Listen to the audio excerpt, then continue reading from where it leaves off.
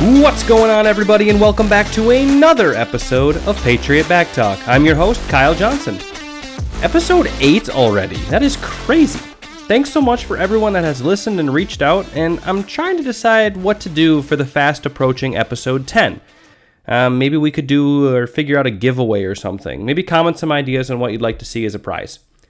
Anyways, today we're going to talk a little bit about our national debt.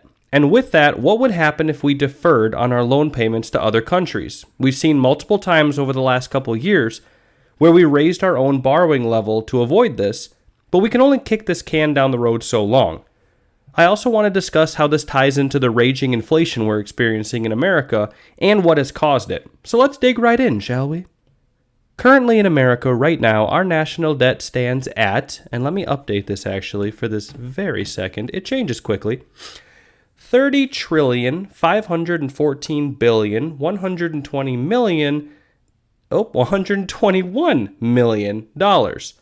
And obviously counting. It's going up by somewhere around $100,000 every 5 seconds. That's $1.2 million per minute, $72 million per hour, and somewhere around $1.7 billion per day. Now, these numbers don't even seem real, and in fact, they aren't treated as real by most. To many, our national debt is this giant number that continues to grow and we ignore as long as our normal lives go unaffected.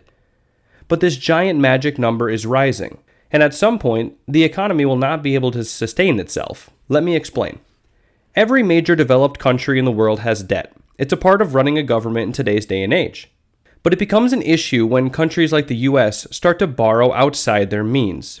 Governments have a budget, believe it or not. In America, it includes things like defense spending, Medicare, Social Security, etc.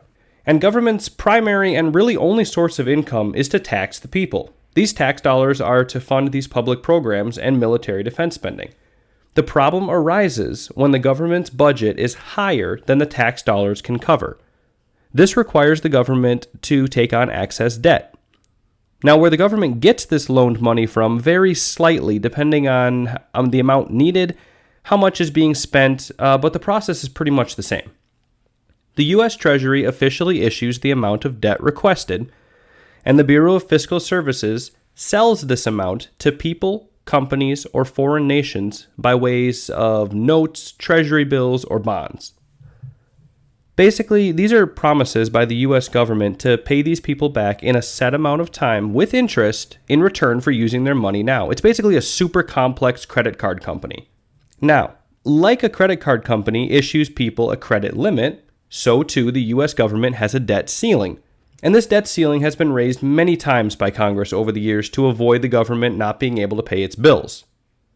What's concerning is a large portion of our debt is money the government literally owes itself. Sometimes, instead of selling bonds, the government instead has dipped into the Social Security fund for cash, or even worse, creates more money and then gives the money to itself. As you can imagine, this is not a victimless crime. The very idea of creating money so you can immediately spend said money doesn't seem logical. And all these forms of borrowing outside our means causes inflation. Inflation is a term I'm sure you've heard thrown around over the past couple years. And if not, I guarantee you felt the effects of it. Simply put, inflation is lowering the purchasing power of currency. So, for round numbers, 3 years ago, $2.50 would have bought you a gallon of gas. Today, it buys you half a gallon of gas. That's a simple, easy example of major inflation. And let me just say, Uncle Joe caused the catastrophic inflation we are experiencing in America today, and we need to put blame where it's due.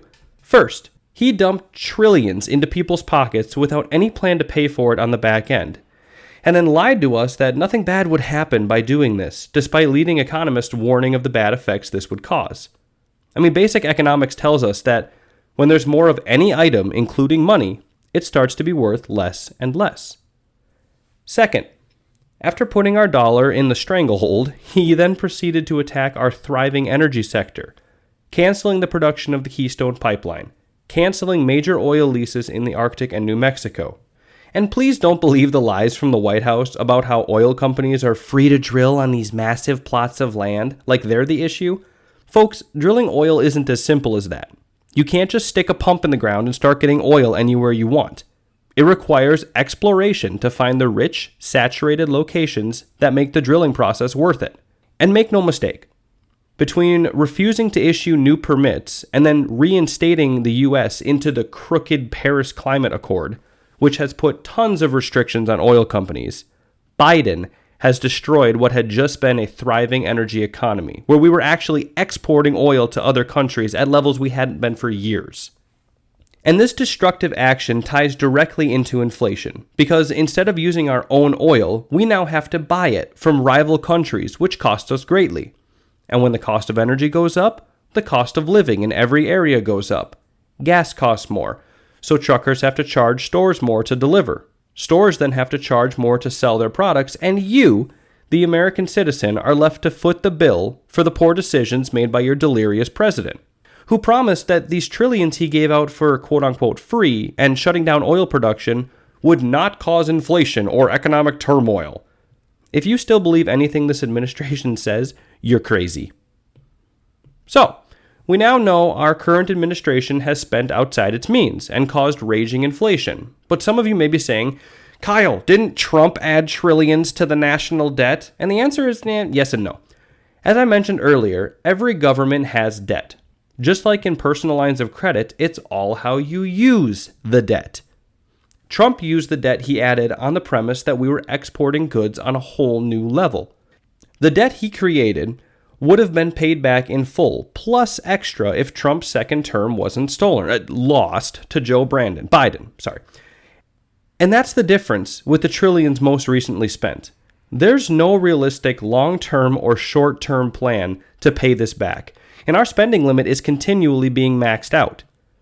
The major statistic that economists use to measure if a country's debt is sustainable is the debt to GDP ratio, or gross domestic product.